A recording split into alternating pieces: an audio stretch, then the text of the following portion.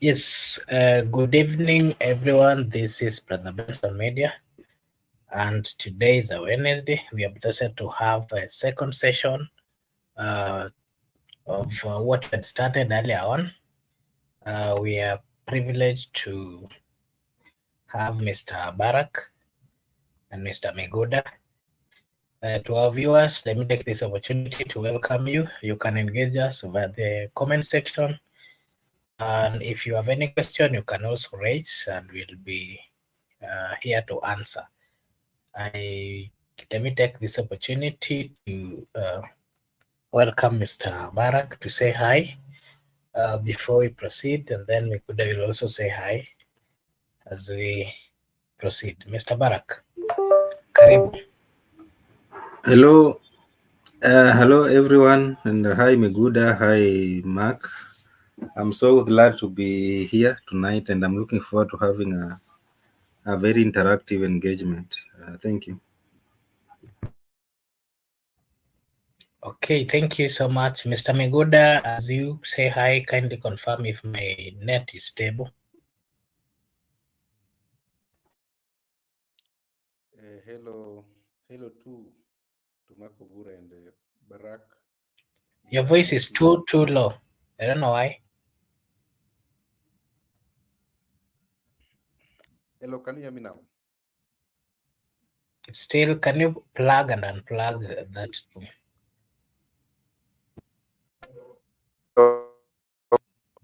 Yeah, so hello to Barak and Makobura. Your internet is very stable, unlike yesterday. You are okay. To our viewers, welcome to our YouTube channel. Let's engage in the comment section, and we will be here to keep you updated. Thank you, Makobura. Okay, thank you, my panelist. At the comment section, I can see Benson Omond is there. Thank you so much. Eric Kayaga is also there. Eric, long time. Potelea wapi? Karibu sana the comment section. Yeah, so first, I want to give you this opportunity. You kindly share the experience. Safaricom is celebrating 25 years since it started its operation in Kenya. And I remember those days there's so many songs that we were used to. Whenever we hear the songs, we'll know Safaricom. And I think from that strategy, they used a strategy that really helped them penetrate the market very well. So, Mr. Barak, what's your experience with Safaricom as they celebrate their 24th year in operation?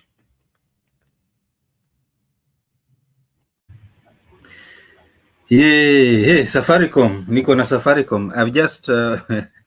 I just watched that iconic song that iconic advert that really captured the Kenyan people. You know, the success of Safaricom is pegged on a number of factors, and one of them is that the first CEO that they had, Michael Joseph, he really did a good job in terms of marketing strategies and ensuring that they capture the majority of Kenyans.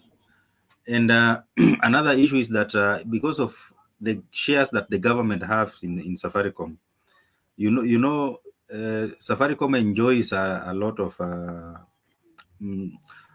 monopoly in terms of policies that the government has, and that gives them an advantage over other networks like Airtel. I don't know if you know that Safaricom has installed even CCTV cameras that you remember during Uhuru's presidency, they were given this tend of installing security CCTV cameras in Nairobi and along the major highways. I don't know if you know that. This kind of tenders give them an advantage over their counterparts like Airtel and Telcom. I think collapsed. If it's still there, I think it's doing very bad. So It's still this there. is still there, but it's doing very bad because of the government has a lot of interest in Safaricom, and that is why you see them doing very well, because of those share. Because if you enjoy state protection, even if you're an organization, a company, or even an individual, normally states give you that leverage to to have many advantages over other your counterparts. And you remember even the M-Pesa, people had to make a lot of noise for the government to allow even other mobile money payment methods, because it was initially M-Pesa, this e-citizen thing.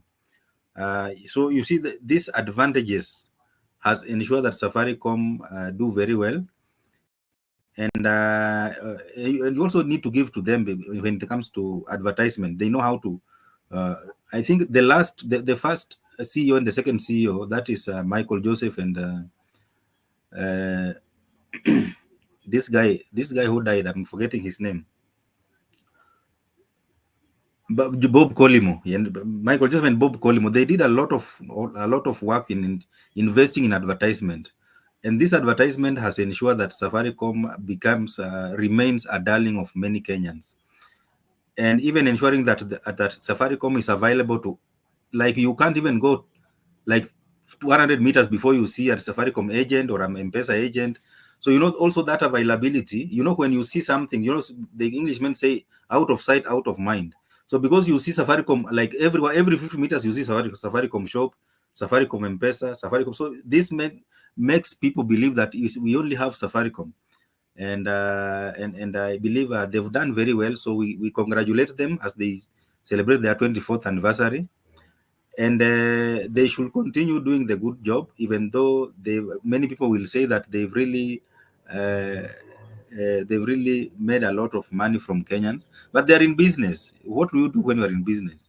You're in business to make profit, and But if Mr. you're Mr. Barak, I don't know whether you heard that Starlink, this one that is connected with Elon Musk, they threatened to just come within, and that caused a lot of uproar. And Safaricom felt threatened to an extent that I think they started seeking for partnership. Uh, and Airtel has been here. Not Airtel has not been a threat to them. Why? What's your take on that? Airtel has never managed to be a threat to Safaricom, not because Airtel is a small company. Airtel is a big company in India and all the parts, even here in Uganda. Airtel is very big in Uganda. But in Kenya, that state protection that Safaricom enjoys, you cannot compete with a company that is enjoying state protection. And if you remember back when Equity tried to counter Safaricom's mobile money transfer with their Equitel, and you remember that case even went to the parliament and even went to court, and Equity withdrew slowly, quietly, and silently from that engagement. And during that time, there was a lot of hostility between Safaricom and Equity, because Equity threatened mobile money transfer M-Pesa.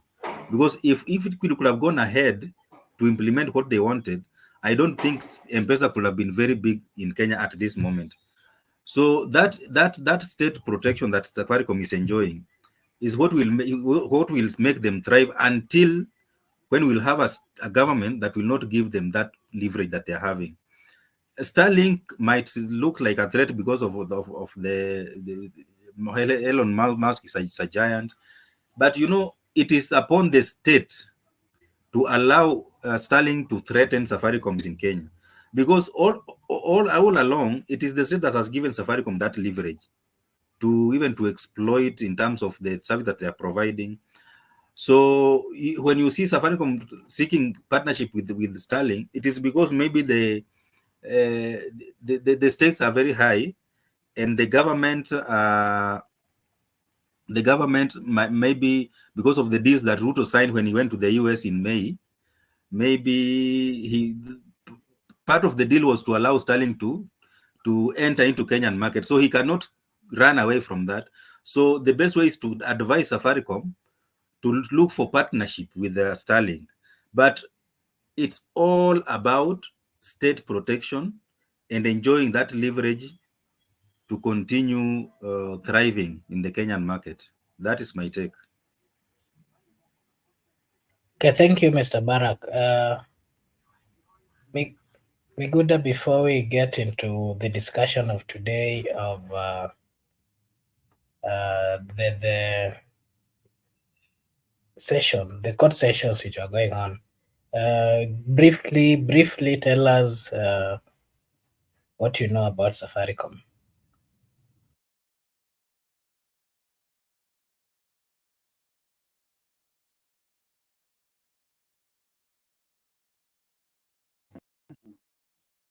Can you hear me, Mark Obura? Yes, you can proceed. Okay, Safaricom. There are many things I know about Safaricom, and Safaricom, me, I like their slogans, which they have used from, I think that's one of their secret to thrive in the communication sector. They have never maintained one slogan. They have been evolving. There have been things like Safaricom, the better option, Safaricom, twaweza. Saizi kuna hii twende tukiuke. So those are, they have been evolving. So it means that that is their brand. That's how they have managed to be up to date with the evolving communication and technology. And Safaricom, other than, of course, it has got some disadvantages. Like me, most of where I have lost my money is communication, M-Pesa's transaction, data, Wi-Fi, airtime, those cost transactions. So it consumes much of my income, whatever money goes to communication, if other expenses aside. So Safaricom also, it comes that I spend a lot in terms of communication. So that's one of the disadvantages I've been facing when it's come to Safaricom. Even things like tariffs, data tariffs, for laser, they have also incorporated Alcera Fund. But it is good because it has enabled us to even have a faster internet, like what we are using currently, is Safaricom. And in terms of even getting support from, other than going through the old transfer of money that must go to Western Union, if maybe you have someone from abroad. Nowadays, you just receive it at your sitting place.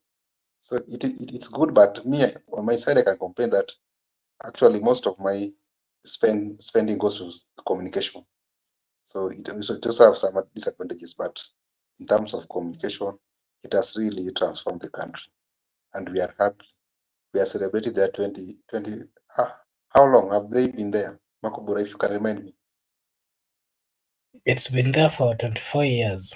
Today Yeah, they 24 actually years. marking the Yeah, 24th year. and also today they have sent me, for the first time, Safaricom have sent me money into my M-Pesa, but it was a little one, 13 bob. They sent me 13 bob. We have received 13 bob from Safaricom. They have sent me. So at least for the first time, they have sent me money. That's all I can say about Safaricom. What was happening is that they were giving you back the transaction fee, that the transaction amount that maybe if you are sending money, they were giving back the transaction fee. So that's maybe the reason why. Okay, straight into the conversation of today. I hope Mr. Barak, you're around. Uh, the High Court dismissed the application by the Deputy President challenging what the Deputy Chief Justice had done by appointing the three-bench judge who was supposed to hear his case. And among the reasons or the grounds were that they're accusing the Deputy Chief Justice of unlawfully appointing the judges, they're also accusing through his lawyers. They're saying that the Deputy Chief Justice the bench had acted unlawful by giving ruling past the working hours. Mr. Barak, what's your opinion on what the High Court did by dismissing the application by the Deputy President challenging the Deputy Chief Justice appointment of three bench judge?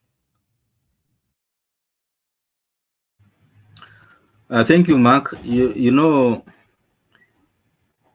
those who come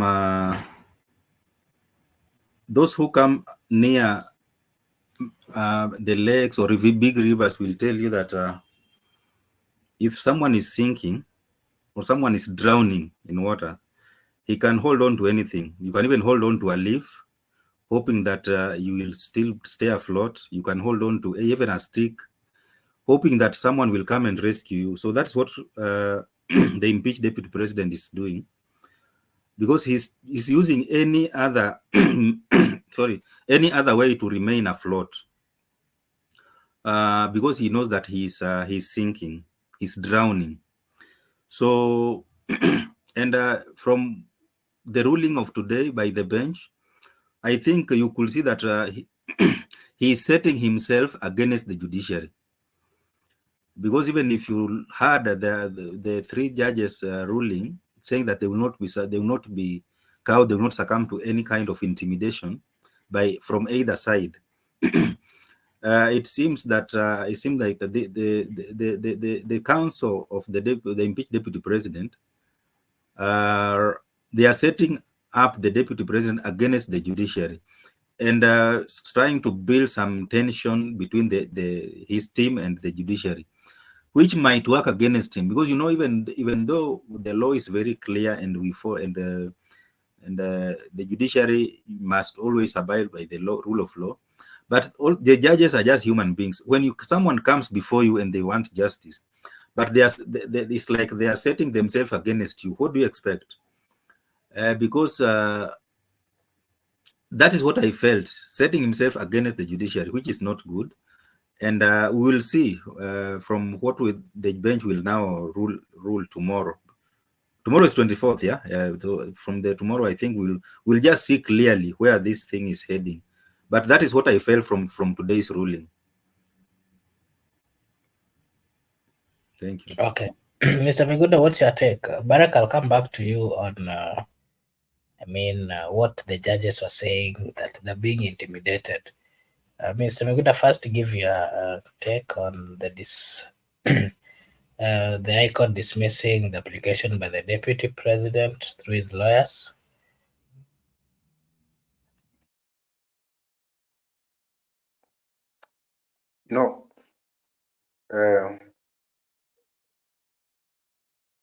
When you go to court, sometimes you can be told that this is not a court of justice. This is a court of law. But the issue of the applicants, I think they were having some two issues. They went to court to challenge the process of the Senate by impeaching Rigathi Gachagua. So, could we argue that Rigathi Gachagua's illness was intentional for them to get a basis to argue their case that they never had a fair hearing at the Senate? What if Rigathi Gachagua could have not been taken ill? They could have no basis to argue in the court, because the main basic of argument is that their client was taken ill and there was no fair hearing. So what if he was not taken ill? So could there be fair hearing? That's a question we need to ask the applicant. Number two, the applicant went to court and they challenged that it is out of order for Deputy Chief Justice to appoint three-judge bench to hear and determine any matter arising for any substantive question of the Constitution. in accordance to Article 165(4). So the court sat down in its own wisdom and they made a decision that a deputy chief justice can act on behalf of deputy chief, on the behalf of chief justice, even to determine a bench of judges to hear and determine any substantive question on the constitution. And Justice Ogola, if at all, I don't know the name correctly, but the leading judge in that case, in his decision, he said that he tried to cite three roles of the Chief Justice. That the Chief Justice is the President of the Supreme Court, and the Chief Justice is the head of Judiciary. Vis-a-vis, DCJ is also the Deputy of Judiciary and also Deputy President of the Supreme Court.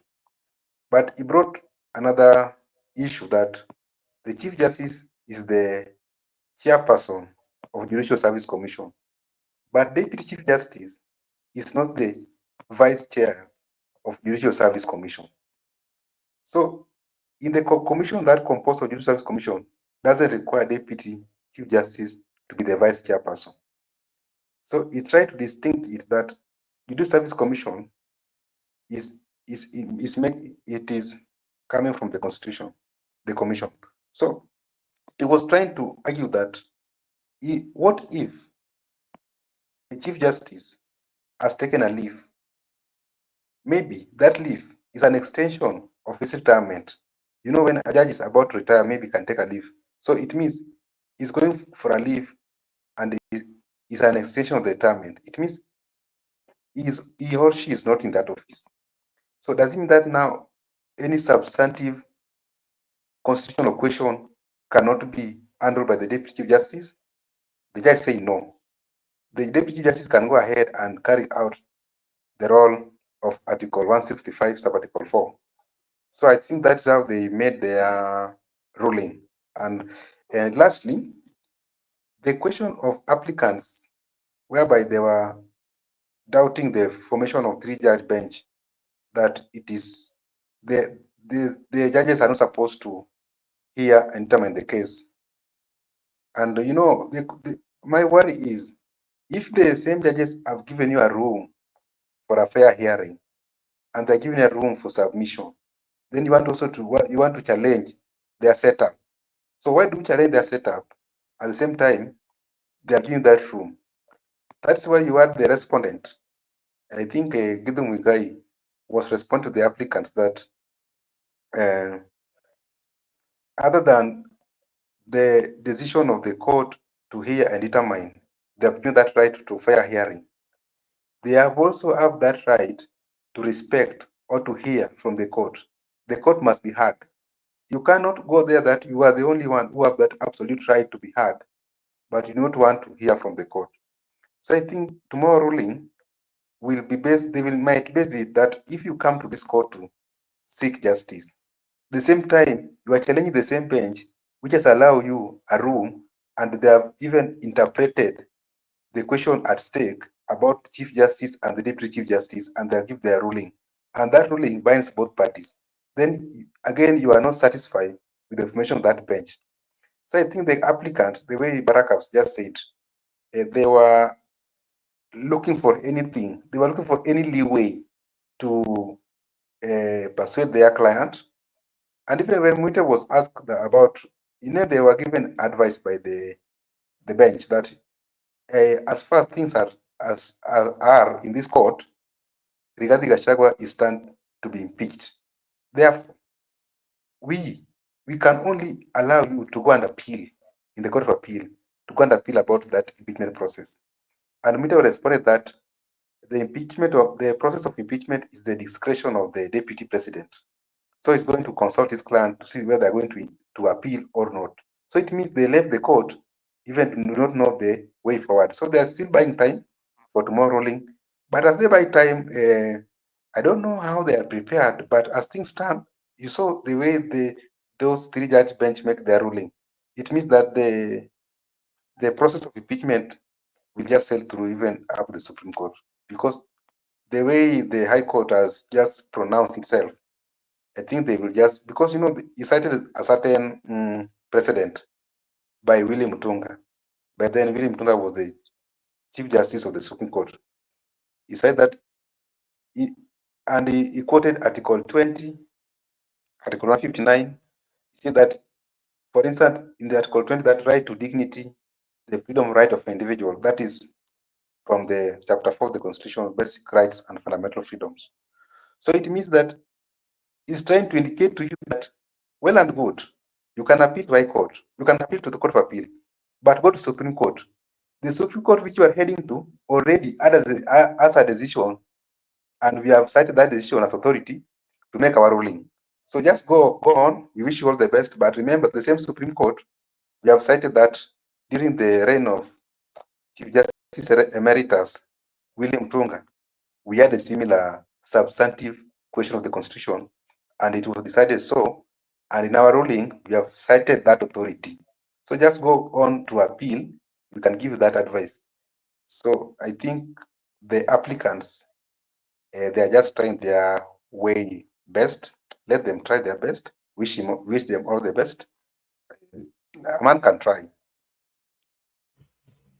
Okay, thank you, Mr. Migoda. Something else that Barak talked about, and you've also talked about, is the feeling of the judges. While this case was going on, the lawyers who were actually representing the deputy president, they had their time. They did what they were able to do. The ones who were defending also got their time. They did what they were supposed to do. And so the judges, in their comments, they were saying that they feel that the lawyers who are representing the deputy president were intimidating them. And they were also saying that uh, in the submissions of these lawyers representing the deputy, according to what the judges were saying, was that they're playing to the gallery, that they're not coming up with some evidence which the court can use to actually rule or to make their ruling. But instead, what they were doing, according to what the judges were saying, is that they were intimidating them. And the judges are also responding that you cannot intimidate us. And again, they're saying that instead of them focusing on serious issues or serious matters while representing the deputy, they're focusing on what is not really making sense or having weight. So my question to you, Mr. Barak, is if a judge has gone to that extent of giving you clarification of how they feel about that representatives, these lawyers representing the deputy president, what do you really think that mean, and what then should we expect when it comes to the outcome of the ongoing case at the court? And then something else that I would also want you to give your opinion on is, after all this, the lawyers representing the deputy, they say that they are going to appeal. And they said that in front of the judge, that what, we are going to appeal this because we do not agree with your ruling. So my question to you is, when you are before a judge, and they are also human beings, they've told you what they think, and you've also told them. That means that you do not believe in what they've done. What are we then expecting from this, the ongoing case, Mr. Barak? Thank you. I think this issue of playing to the gallery started even in the proceedings, in the Senate proceedings.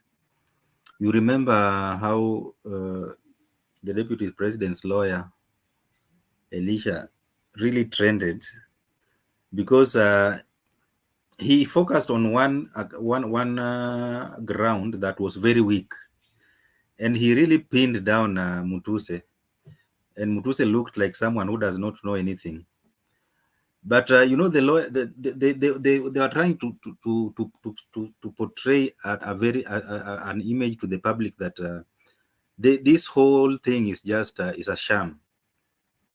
But the lawyers know that there was other grounds that were very, very strong, but they focused on like this specifically focused on a very weak ground. And that is it made people have a different perception about the whole impeachment emotion, and it worked very well for them that night. And you remember even there was a lot of excitement in the social media platforms. And Mwenge Mutuse was reduced to so many memes because of that particular one ground only. So these lawyers, you know, Mwilu is one of the respected and senior most lawyers in this country. And he knows even what he's doing. He knows that they are not going anywhere with these appeals that they are having. But they will not go down without a fight. So all these things they are doing, number one is buying time. Number two, it is within their right to appeal up to the Supreme Court. And I can assure you, after the Supreme Court affirming or ruling against them, you will hear someone saying that they can never move to East African Court of Justice. You remember Martha Karua in 2022, after the Supreme Court affirmed or upheld the election of Ruto. She mentioned that she will move to East African Court of Justice. And they know that is inconsequential according to our constitution, because in Kenya, Supreme Court is the highest court of law, where their decision is final and cannot be appealed. So I see them doing that because it's just buying time and also not going down without a fight. So they're just trying to employ any and every tactic that they can have that is in their disposal to ensure that they remain relevant until Supreme Court. And it normally when you are not satisfied with the ruling of a court of law, you have a right to move to a higher court, which this being the Supreme Court, the High Court. So you have a right to go to the Supreme Court to appeal that decision. And if you are not satisfied with the ruling of the Supreme of the Court of Appeal, you have a right to move to the Supreme Court and appeal there. That is the end, because once the Supreme Court now proclaims themselves to an issue, that becomes final. So I see them doing that. But my point, as I started saying, that they are setting themselves against the judicial, because if you are going before a judge and you are even challenging the same judges from even their constitution, because they are saying the DCJ did not follow the law in constituting the bench. So you are challenging even these judges from sitting on the bench, and that is, it's like you are setting yourself against these people, and that's why you see they're saying that they are not going to be intimidated because they felt that the impeached deputy president lawyers are intimidating the judge, the bench, so that they can maybe influence their decision. And there's a day that I gave an example of 2017 when the former NASA presidential candidate Raila Odinga was moving to the Supreme Court. He made a very serious statement that you can argue that it influenced the decision of the Supreme Court to nullify the presidential election of 2017. Because Raila said that as NASA, comparing what the Supreme Court ruled in 2013 under Willy Mutunga, they were giving the Supreme Court a last chance to redeem themselves. If someone is bringing a case before you and is telling that he's giving you a last chance to redeem yourself to the public, that is trying to intimidate the bench, to influence their decision. And when Judge Maraga and his team and his bench ruled to nullify presidential election, you saw how jubilation was in the NASA camp, because to them, the Supreme Court had redeemed themselves by nullifying the presidential election. And you remember Paul Mwito was also in that case, and he was representing IBC. I don't know if IBC chairman, Wafula Chebukati. And you know, Mwite is one of the best lawyers, but he has lost cases before. Like that one, he lost when he was saying that I don't know, people who are the servers are in Europe, and those people are still asleep. They cannot open the server. He said that there is no law that requires the server to be open. So he bungled that case and he lost the case. So I can see that repeating himself right now, because of the decision that he's trying to influence the deputy president to make by, you know, challenging a bench that they are not suitable to hear your case. I think that is not one of the best ways to go, because once anybody feels that you are undermining their position, normally they will resist. Normally, that is natural. Even you, if someone comes to you and he wants your help and he's undermining you, surely as a human being, you cannot really. You also try to prove a point, and that is now where the rubber will meet the road. So they are looking for a way that they will blame maybe the judiciary, say that, and once they lose the case, because they will say that the judiciary was influenced maybe by. Normally, they will just blame it on Ruto, because that is the easiest way out of it. To say that even Ruto has now captured the judiciary, that's why they could not get justice in the judiciary. So this is just also trying to play politics in the judiciary. But I pray that the judiciary will uphold the rule of law, and they will not be influenced or intimidated by either side. That's my take. Okay, thank you, Mr. Barak. Mr. Miguda, kindly give us your opinion on what the lawyer said that they want to appeal the ruling which was given today by the three bench. And again, the judges are also complaining that they're being intimidated by the lawyers of the deputy president. What is your take on that, and what can that actually lead to when it comes to the outcome of the ongoing cases?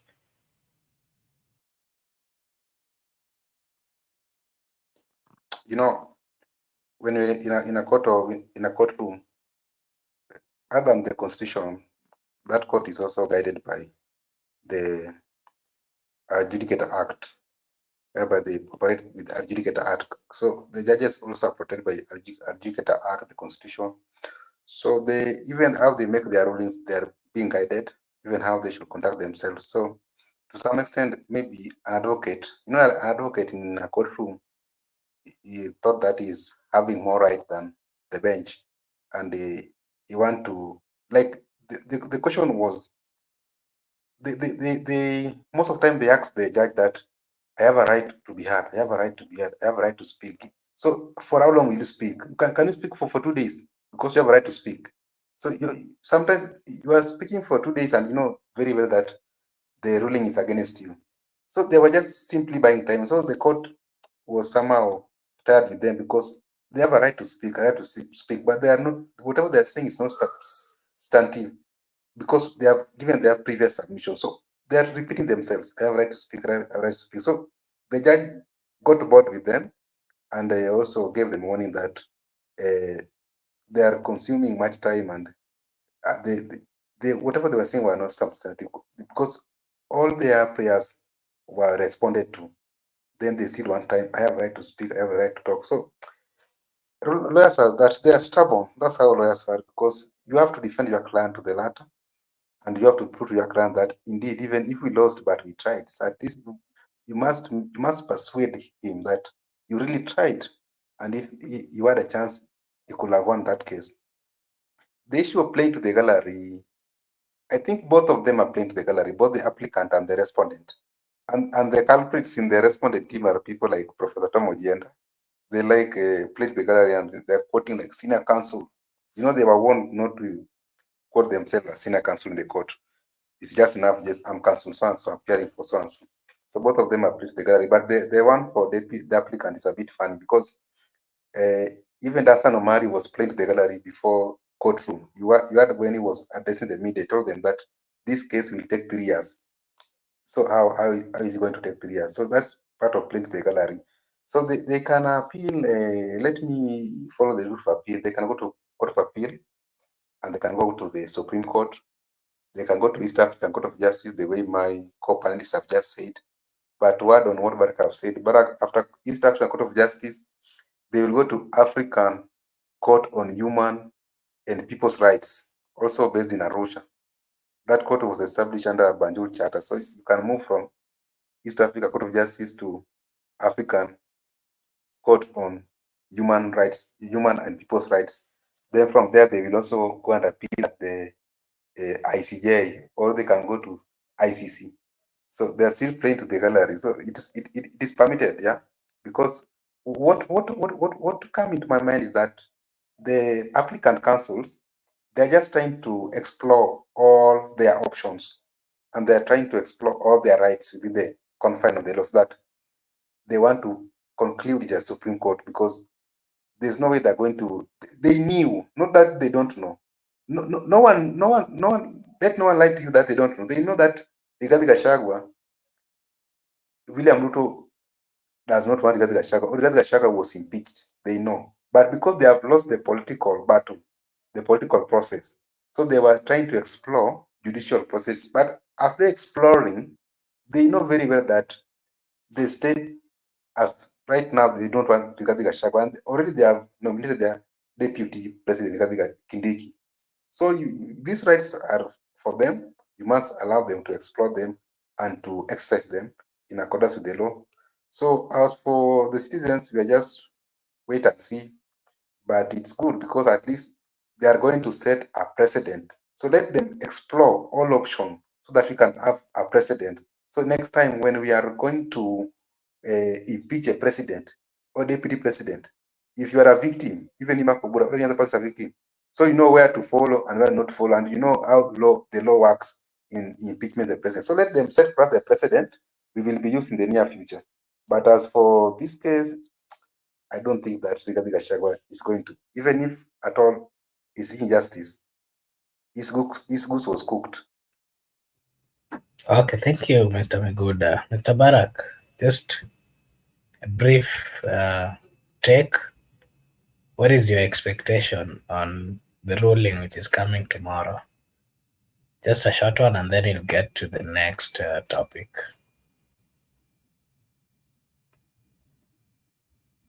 My expectation is that the judges will adhere to the rule of law, and they will not be swayed either way by either the respondents or the applicants, not applicants, the complainants, so that Kenyans can see that everybody has gotten justice. But we all know that impeachment of the deputy president was concluded in the Senate. So what is going on right now is just to validate whatever happened. But the verdict is out there. Your guess is as good as mine. But let's just wait for tomorrow and see. But I expect that the judges will not be intimidated nor will be influenced by either side. They should uphold the rule of law, and that should be seen by the public. Thank you. Thank you, Mr. Barak. I'm getting back to you. I've got two more questions that I would want you to give your opinion. Mr. Megoda, what should we expect tomorrow? The ruling that is coming tomorrow. Nothing much, because if the same court gave you an opportunity to be heard, they allow you to make the application and also to submit your case, then you are challenging their composition. And already in whatever you are seeking for the question of Deputy Chief Justice, the same bench has addressed it. It is now the ruling. and it binds all the parties. I don't expect much ruling tomorrow. It's just the same trail. We are just going the same trail up to Supreme Court. Nothing will change much. The same trail. That's my expectation. Okay, thank you. I think I'll get to something else that I also wanted to give your opinion on. The TSC, that is the Teachers Service Commission. They've been trending actually today on that posted some vacancies of around 46,000. And to the dismay of the people of Kenya, 314,000 qualified teachers applied. What does that really tell us as a country? And again, the TSC is saying that we do not have science teachers in Kenyan schools. And it is also very unfortunate that those who are joining the university are not going for the sciences. They're actually going for the arts courses. This is a threat to our education system, Mr. Barak. And it also tells us how unemployed, the level of unemployment that we have in the country. Just for 6,000 and 314,000 people applied. That's more than almost, that's too much, Where are we headed as a country, Mr. Barak? Give us your opinion on what the TSC just told the people of Kenya today. Unemployment is a huge crisis in this country, and it's a member of parliament for Marakwet West, if I'm not wrong, who asked TSC if they have a database for all science teachers in this country, and I didn't hear that response very well, because the government is investing in Kenyans through education. When if you study up to the university until you graduate, the government has invested a lot in you. And after investing that much, then that is investment goes to waste because you don't come back and work, practice your profession. Then the same government goes ahead and say that they lack manpower in science, that specific area. She mentioned physics, that we don't have physics teachers in Kenya, and we have students taking physics each and every year. In fact, physics, biology, and chemistry, two of them are compulsory. There are some schools that the three sciences are compulsory. So who is teaching Kenyan children this subject in high school? And who is examining? Because if this is a compulsory subject, for students to go to the university to study engineering, to study architecture, to study so many things, they need to have done physics. So what are they trying to imply? That people are going to the university without being taught in high school? Yeah, because if we have less physics, it means that there are some schools that are lacking, and even some schools have non-physics teachers, so they are being taught by teachers who did not even study physics in the university, and that's a calamity. That's a tragedy in waiting in this country. And I think that's why you see even houses falling down right everywhere in this country, because people have graduated without being properly trained. Now, the issue of unemployment, it is a crisis that I don't think even the government has an idea of how to deal with it. And that's why you see even Ruto moving in some countries to try to export some of this problem to those other countries. Because if you want to export labor from your country to overseas, It means you are exporting problems from your country to other countries. So we need a government to come up with a clear strategy, because these are skilled skilled people who are not in employment. And how does TSC absorb teachers? Because you find that someone graduated 10 years ago, they have not been absorbed. And how is that being translated by now people who are pursuing Bachelor of Education right now, either arts or science? How are they pursuing that? If you see that 46,000 open vacancies, more than close to 500,000 have applied, and you are pursuing Bachelor of Education, how is that even inspiring confidence in you to focus on your studies? And if you see how government is trying to bungle education in this country, I think we need some seriousness with this education docket. So right now, third term is coming to an end this Friday, officially. We are not sure where grade 8 are going to report come January 2025. For their grade 9, or is it another name? I don't know. We are not sure whether they are going to join for high school, or they are going to remain in primary school, where they don't even have capacity to continue housing, to continue because they don't have enough infrastructure, no classes that can accommodate these grade 9s in primary.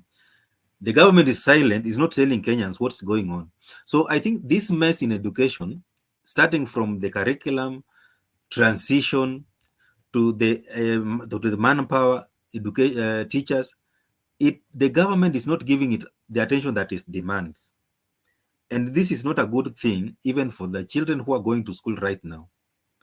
Because education should be seen as a very serious journey, that transforms the life of the society. And if people who have gone to the university, have gone to school from the lowest level to the highest level, and have qualified, have graduated, are not even inspiring hope to those who are in school, then education will lose meaning, and we are going to have a very difficult task of ensuring that our children go to school, because they'll not be seeing any importance of going to school. So I appeal to the government to take measures, very serious measures, to address this issue in education. They should take very serious measures. TSC, I don't think they are helping the situation. They are just making things worse, because they should be concerned.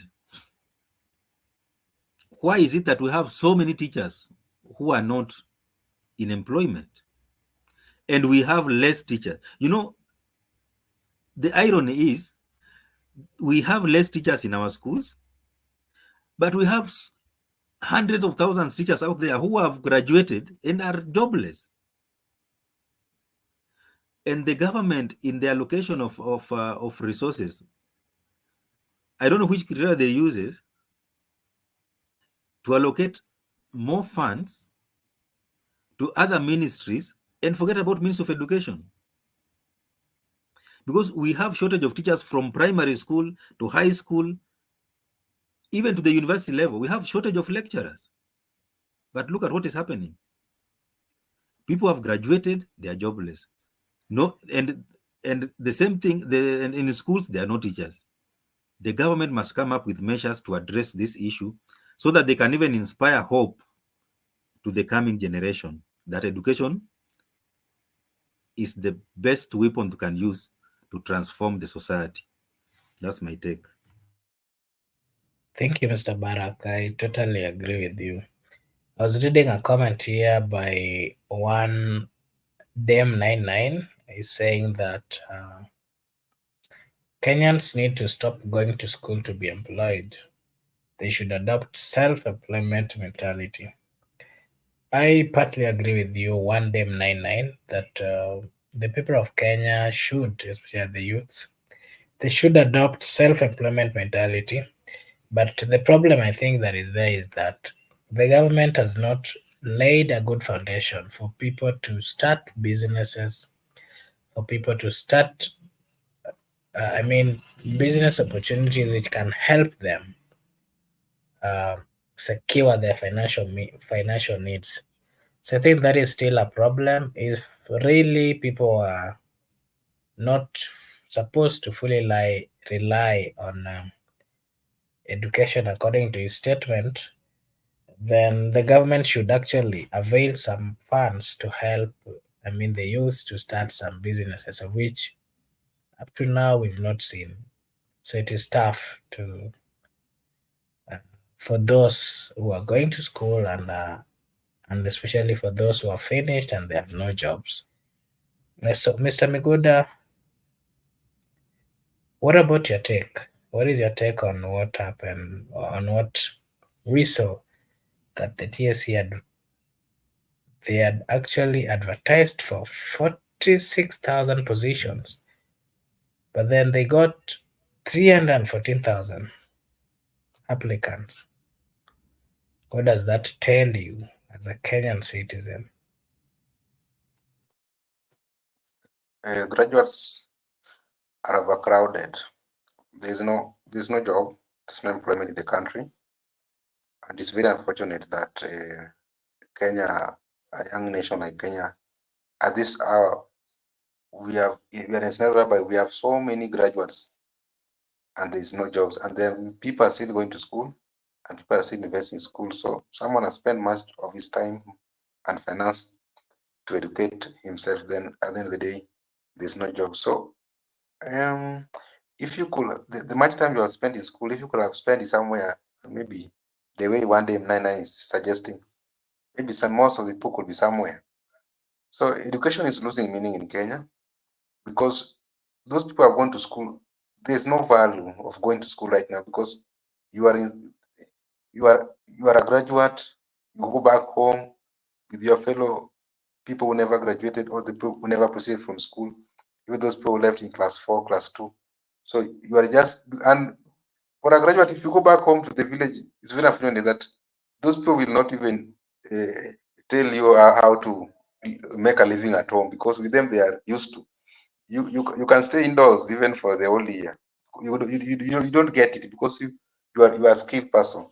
So it's very unfortunate for the country. And education is the only a closer tool to condition of all men. It is only through education that can make you even to have a link with the son of dynasty. And through education, you can meet many people. And even if why not for education, even as we could not be here. So see how education is good. It's good for the person, for a person to go to school. Then the outcome of education is now meaningless. So it is upon the government. TSC, Teacher Service Commission, though we have three arms of government, but the fourth arm of government, which is invisible, is the commissions and independent officers. So TSC being government, let them even we have very few teachers.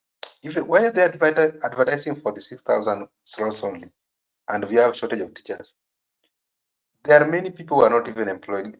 Many people, leave alone teachers, everybody, those who are in civil servant, those who have practiced their career, there are so many graduates outside here. Maybe some people, maybe the government does not know those people are responsible. But if you have a time to interact with people all along, people are not employed in this country. But self-employment is good for anybody. If you can have that opportunity or you can have that chance to employ yourself, the earlier you start, the better. Because as things stand, even the president is looking for us jobs abroad. Is want to export labor because even with him, he is not having any solution to the problem of unemployment. So it's very unfortunate, and we need to relook it as Kenyans people. We need even to put a task force.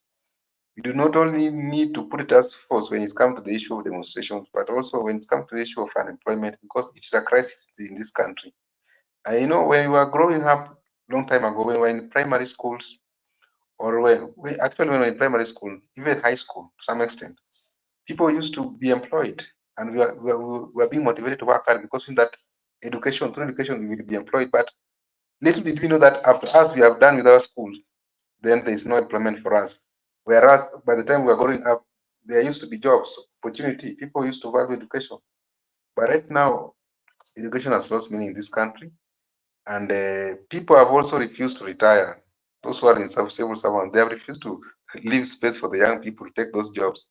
So we have a problem as a country, and I think we should look at it, Makubura. But from government, it is their responsibility to take care of the citizens who are educated, because the same TSC form part of the commissions, and it is the fourth arm of the government.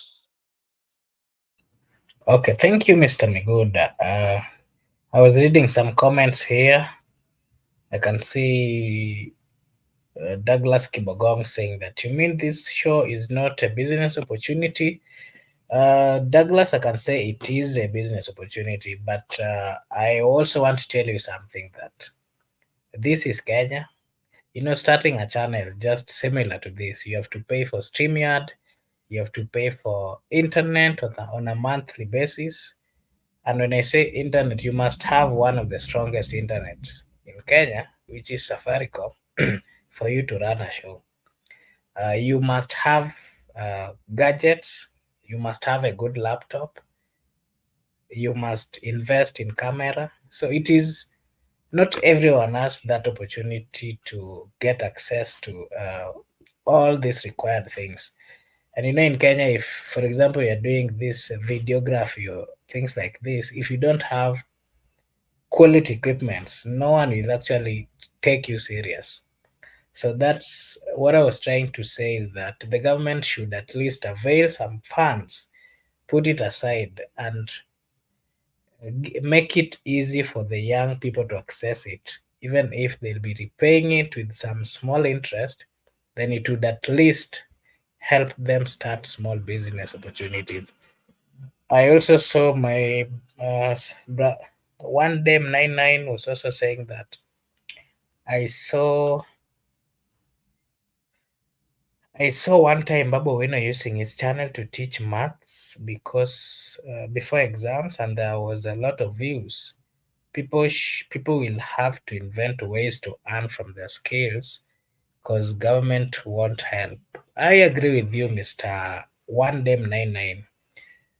But you know, even having these machines, all these things which are required for you to do these videos, you must invest, and that investment is what most people are lacking.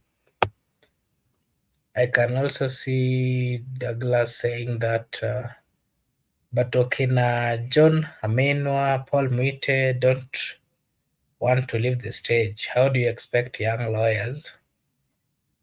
Okay, that's Douglas. One day 99 is also saying in Amenwa refused to retire because you can't trust this government to receive your pension. Yeah, there's a possibility. You know, in Kenya, it's not easy. Even if it's time for you to retire, you won't just accept that retirement bit.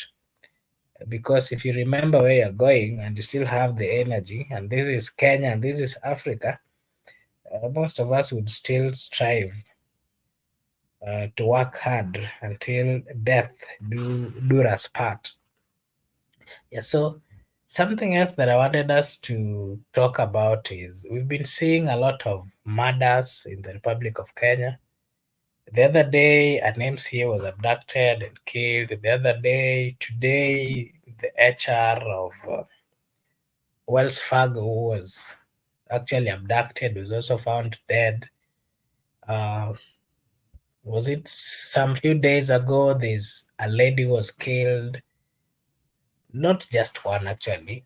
In Italy, there were two people who were killed, and this most of them are women, ladies. So the question is, what is really happening in this country? We are seeing so many young ladies being killed, so many businessmen, people who can actually come up with solution to help in the running of the country also are being abducted and then killed. I think this is a threat, and that tells us that the government we have in place is not really caring about the right to life of the Kenyan citizen. And a country that cannot protect the lives of its citizens is a country that cannot be trusted. The leadership should also not be trusted because they have the responsibility to ensure that they protect their citizen. They're not really doing that. Mr. Barak, what can you say about the murders, abductions that we've been seeing in the country, where young ladies are disappearing, then they're being found dead? Businessmen, what is really happening, and how are we going to solve this as a country? Because it is actually becoming a threat, and very soon you'll hear the countries like USA saying that our citizens should not go to Kenya because it is not safe. Just the other day, there were some refugees who came. They were abducted and deported back. What's your take on what is really happening? Well, the security of every citizen is a responsibility of the state to ensure that all citizens are secure and can go through their normal businesses without feeling any kind of threat to their lives. It's unfortunate. What's going on is unfortunate that Kenyans are just losing their lives, and it's like it's becoming a norm. And from your observation, you can see that some killings are maybe as a result of deals that are gone sour, because you can just tell how things are happening, and it's unfortunate.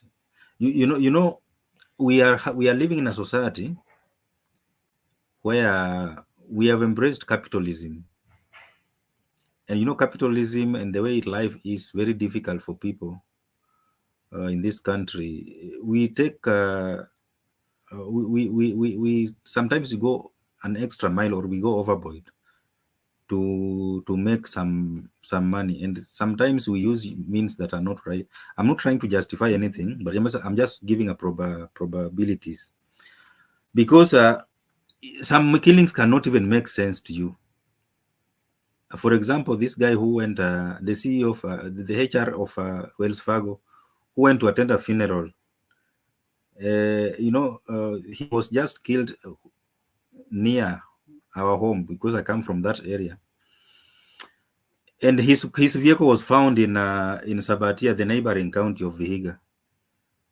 And the guy was, you cannot understand what goes on in the mind of criminals. Because even if there are some people, if you have a deal with them and the deal goes sour, they don't think twice. They just take away your life.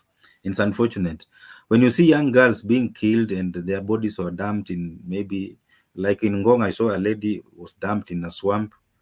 The one in Thika was just found in her room, was killed. Kwamboka, a former UN student who was found in I don't know if it's in I'm forgetting the place, but her killers were arrested today. They're going to be arraigned tomorrow. So what is happening in the country is unfortunate. No, nothing justifies someone taking someone else's life, because life is sacred. When we treat life like as if it's just something that can go and come back, it's very wrong. If you look at the lady in Nisili who was killed with another two young girls, it's unfortunate. These killings are becoming too much, and I think the security forces are really struggling even to understand what is going on, because we seem like we are all of us are helpless.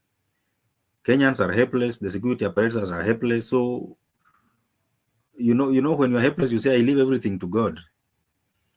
But people are being paid salaries to ensure that Kenya is safe. They should take up their responsibilities very seriously, so that we have a society that is safe. That even if you walk in town, Even if you leave your house and go out to run your errands, you don't feel like maybe someone is after you. You don't have to ensure that you are always looking at your back to ensure who is following you, how long they been following you. And in terms of the U.S. Issuing advisory notice to Kenya, to their citizens to visit Kenya, I think even the U.S. these things happen. The U.S. is not that safe the way you people might think that is they are safe. So let us just be optimistic that our country's security operators are going to ensure that the Kenyans feel safe where they are. And the guys from Turkey, I think there was allegation that it is the Turkish government that was after them. In terms of this international, sometimes when your citizen goes to a different country, if maybe they are criminals, they are being wanted in their country. Sometimes some governments usually follow them to to other countries and arrest them and brings them back. And they cannot just be arrested in a normal way. They have to be. It must be seen that they are being adapted. That usually happens. Even the US does that. So it's not a unique thing with Kenya. It's only that those guys visited Kenya and they were taken back by the authorities of Turkey. And if you understand that Turkey's president is not a guy that you joke around with, he's very tough. And if he wants somebody, he will go to him. I understand you. Let me just interject, Mr. Barak. Yeah. These guys are having a problem with the political class over there in Turkey. That is actually what we are being told. And so, if you're having, for example, you as a Kenyan, if you're having a problem with the Kenyan political class, and then you go to, let's say, Tanzania, they're supposed to protect you over there. They're not supposed to bring you back to Kenya because you left Kenya because you're not in good terms with the people in leadership. And that, it brought a lot of issues, and even the relevant lawyers, the lawyers who are actually who has the responsibility of ensuring, I mean, the people who have the responsibility to check if Kenya is adhering to United Nations human rights. They are also saying that it was not right for the Republic of Kenya to do that. And this is actually not the first case. There's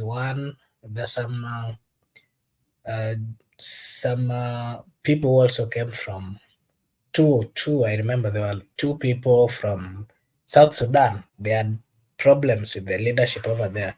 When they came here, the government decided to deport them. I think that was what was really going on that. But maybe you can proceed. Thank you for that. And sometimes that is the prerogative of the government in power, because you remember, if you remember the story of Hezekiah Ochuka, when he ran away and went to Tanzania, and Mwalimu Nyerere arrested him and brought him back to Kenya. So sometimes, states or countries relate by, when a state is relating with another state, it means that it is government relating with another government. So in most cases, states don't want to have a tension between them and another government. So they usually want to appease the government in power. Even the US, if the US comes here and say they want you, Ruto's government will not say, no, don't take Mark. They will just adapt you and give your hand over to the US authorities and say you can take Mark to the US and see what you can do with him.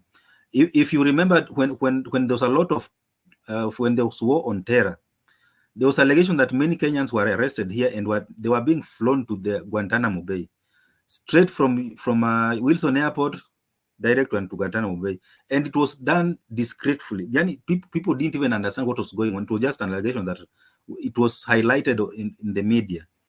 So sometimes we have rights that protects even foreigners aliens, refugees, people who are looking for asylum. But sometimes governments try to overlook that, and they might hand you over to your government if your government is interested in you, and they feel that your existence is a threat to their government, because the state normally is preoccupied or focused on ensuring their own survival. And once they feel that any individual who is threatening their survival, they will go an extra mile to apprehend you even in a foreign land. I remember if you read about the style of Hussein Mubarak. Hussein Mubarak even went ahead to kill his opponent in the UK, who went to seek for asylum. He didn't go to arrest them. He just went. He sent his guys there, and they assassinated these people. So that is how state can go very far to ensure that they protect their own survival. So these issues happen. Lawyers will argue, but the facts will remain that any government in power, when they feel that there's any individual that threaten their existence, even if you run away and go to a different land, and that government that country that you've gone to, the government is you want to appease your government, they will hand you over, or even they can facilitate your assassination. So that's also advisable, that when you are seeking for asylum, make sure that you go to a country that will not hand you over to where you are running from, because that's also, because you remember when during the struggle for multi-party democracy in Kenya, or even during the Moise regime where many Kenyans were persecuted, Kenyans went to seek asylum mostly in the US, in Norway, and in other parts of Europe. But those who tried to go here to Tanzania, they were arrested and they were brought back. So you see, the relation between government and government also matters a lot. So it's unfortunate that happened, but that is how politics and government works. That's my take. Okay, thank you, Mr. Barak. To our viewers, this is Brother Benson Media. Here we say that your opinion counts.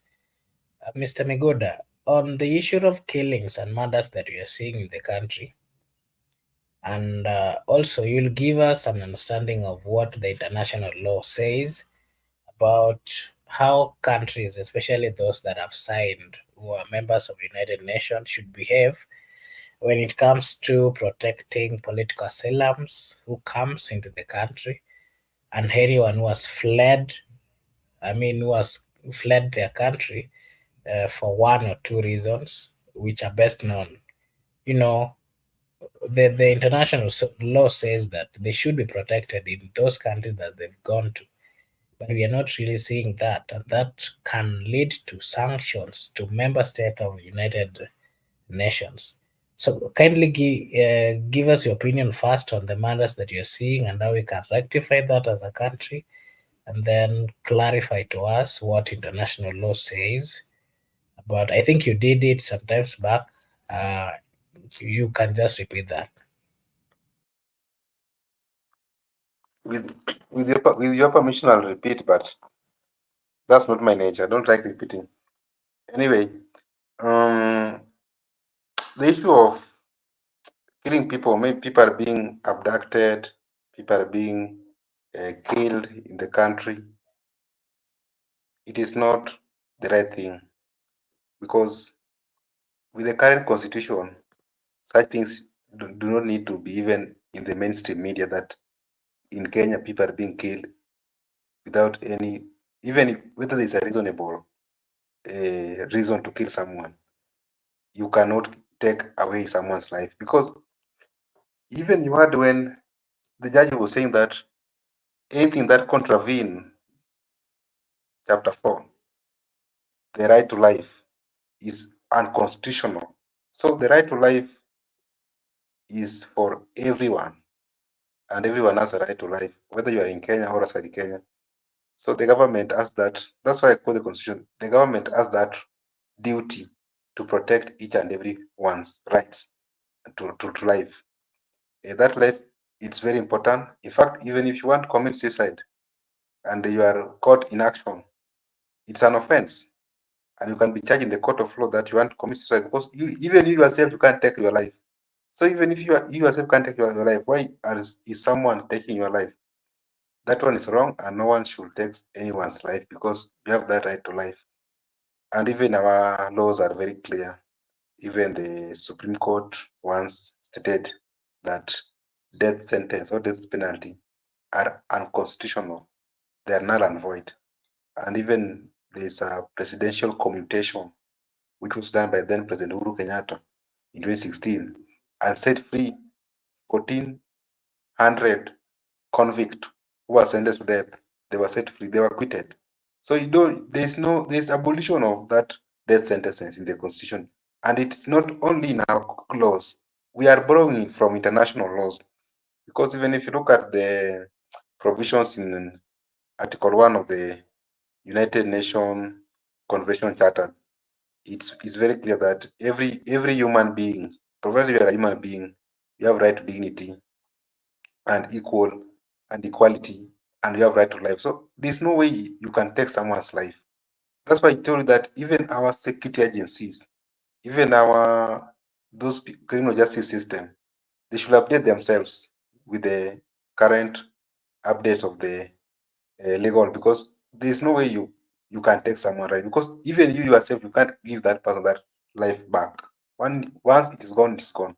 So we are condemning with the highest term possible that the killings, abductions, they are wrong, and the government should come in and take action, and the people who are responsible should be charged in the court of law and should be convicted and given the best punishment. Issue of how the member states, we talk about the issue of international law, but these international laws, there is how they converge, this is how they meet, because now you have talked about many laws. I've talked about international human rights law, I've talked about international refugee law. So, if you're a member state of United Nations, once you're a member state, you're a signatory to that state, you have a right to protect fellow member states. It doesn't matter which country you are, provided that you have a signatory to the United Nations membership, you have a right to protect your fellow member state. So whenever anybody is running away from his country because of political persecution, because he want to seek refuge into your country, so once that person has come to your country, he has that right to be registered as a refugee. He must be given that residency. He must be given that accommodation to your country, because it's a member state, and the charter of the convention is very unequivocal that once any person, even if you are being persecuted with the regime of William Ruto, and you have make your way to Tanzania, you have that right to be given that refugee residency, and you must be registered, and you have to live your life until you feel that you are safe. Is when you can come back, or you can end up not coming back if you feel you are not safe, because that law protects you, that international law protects you, that convention protects you, that treaty protects you.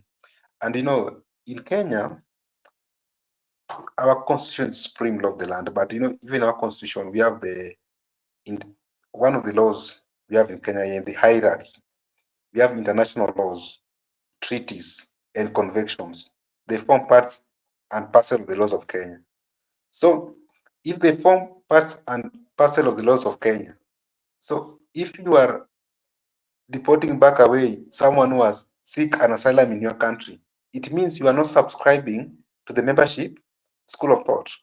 Membership is very categorical in the United Nations Convention on Human Rights, that once you're a member state and anyone has seek an asylum in your country of fear of being persecuted, be it politically, be it religion, because some people also can escape persecution from religion, difference in religion in some countries. So once you have that right to protect that person, and is fully protected until that time, if that is safe, he can go back to his country. And Kenya, there's a time Omar al-Bashir, they were wanted to arrest him, the ICC. He was a suspect. He was supposed to go to ICC. He was summoned. So the ICC asked Kenya to arrest him. And he came to Kenya, I think those during time of Mwai Kibaki. And he was never arrested because of the good relationship with Kenya. He was protected. So he was protected against the laws. But the question is, if you arrest him, how the member state view you, because we are partnering, we are in the same region, the same continent. So the people who deported the people who are seeking asylum because of the political persecutions are in contrary with the laws. They ought not to have done that, because the laws protect you. Because people don't understand, even those people who are killing people, I don't know how they imagine. I can't comprehend, because why do you take someone's life, even if it's done, the deal goes sour, the way Baraka's quoted? There are many processes of settling disputes. You can settle disputes in various avenues. Even if you cannot go through court process, you can even go through mediation, or you can negotiate, or you can form an arbitrary mode of court. You sort out those differences alternatively. You don't need to go through justice system. You can use alternative justice system to settle out those differences. So this issue of people being persecuted, people's rights being infringed, are in contrary with the provisions of the United Nations Convention, are in contrary with the provisions of the International Court of Justice. They are in contrary with the provisions of our laws, because even our laws form part of the international laws. The provisions are equal. So it is in contrary, Makubura. Therefore, we still condemn with the highest term possible those people who like to infringe people's rights. The action should be taken against them. They should be prosecuted, so that we reduce this issue of you must view your fellow human being as a human being, someone with dignity, someone with life, someone who is just like you. The only difference between you and someone can be time, but you are all equal. The fact that someone is a human being is equal to you. Yes, that free life. Yeah, he must live because he came to live freely. So why are you taking away that life? Therefore, going forward, I think the buck stop with the state, the action which they have done, because this is an international crisis. It calls international law, and the person who is a member is the state. Kenya is a member state. Therefore, the president, being a representative of the state, need to take action, and also need to make sure that in case of anything happens in the future, we should not have that bad precedent, because next time I can seek an asylum in Turkey.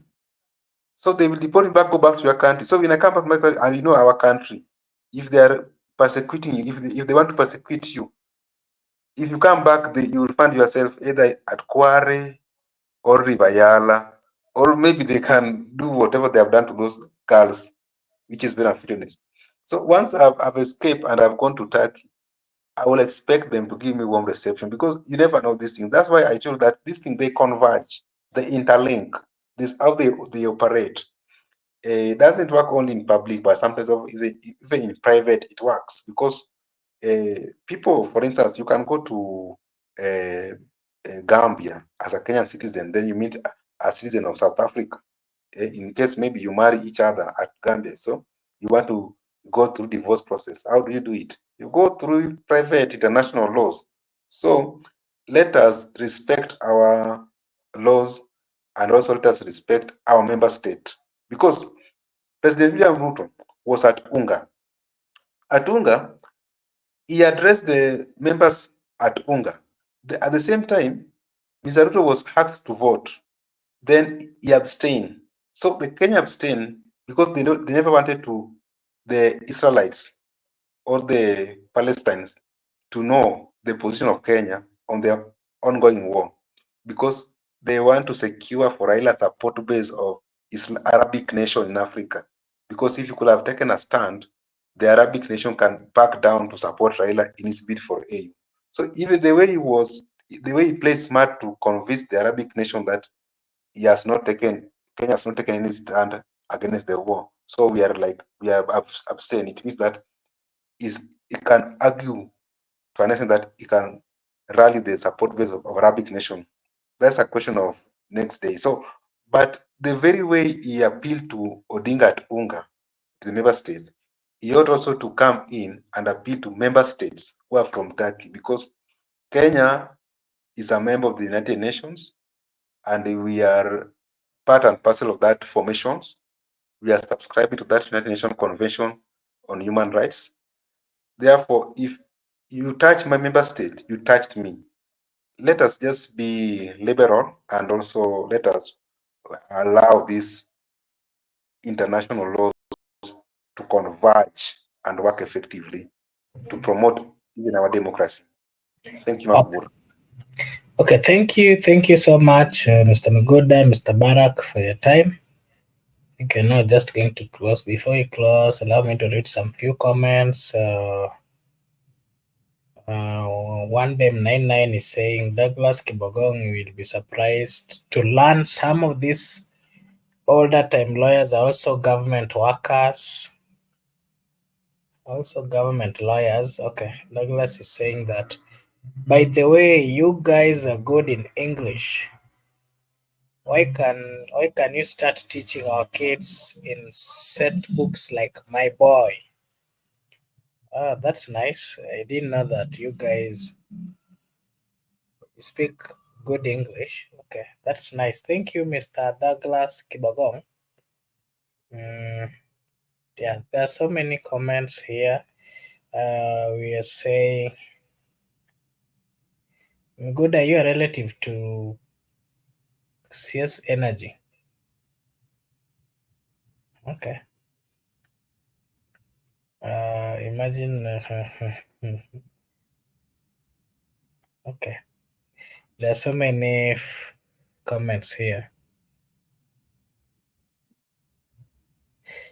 Okay, Douglas is saying, BB, just put your number in the show. We in diaspora, we will support.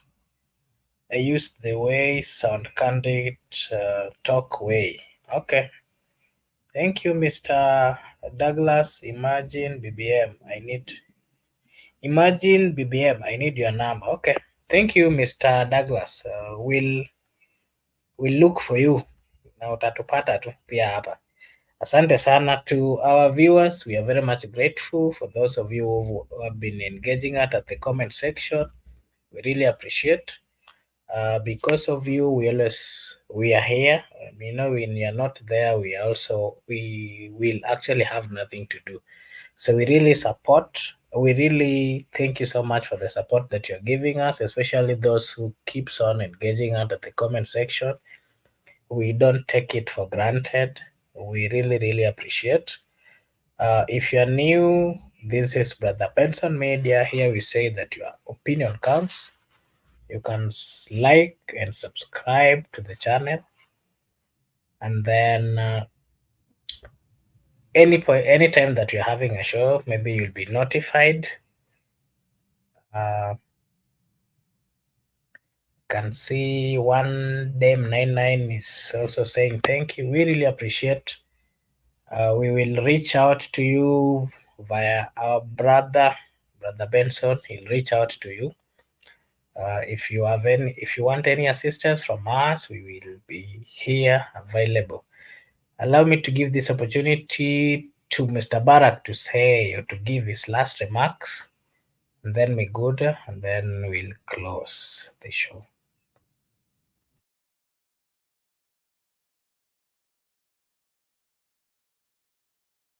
Sorry. Thank you so much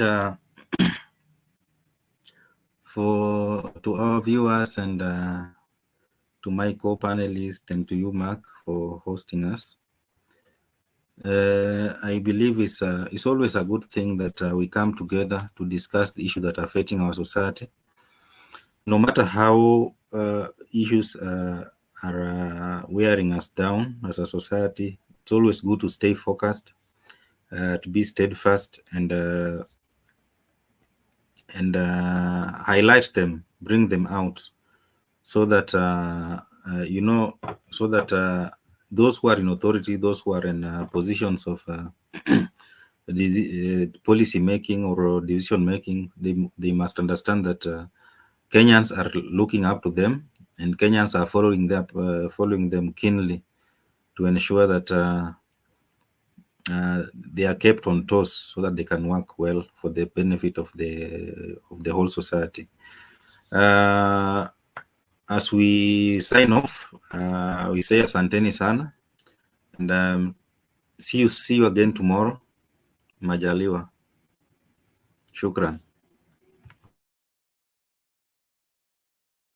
I thought you'd fully speak in English, lakini kwa sasa vile you've raised the bar, itabidi sasa pia tumalizie na Kiswahili.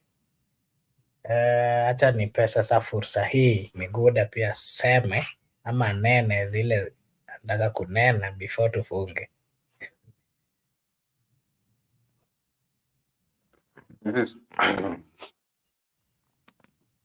Ningependa kuwashukuru wale watazamaji, wafuasi wetu ambao wamekuwa na sisi kuanzia mwanzo. Tulianza hapo awali kitu saa 12 wakati tulikuwa tuna zungumzia mambo ya mahakama mpaka saa hii tena tumerudi hapa, na bado kuna wale marafiki zetu bado wako hapa mpaka saa hii.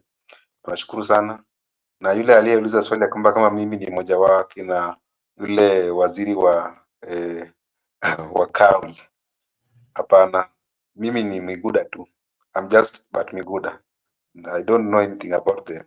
So to our viewers, this is Brother Benson Media. Here your opinion count, and sometimes I do say here and here after.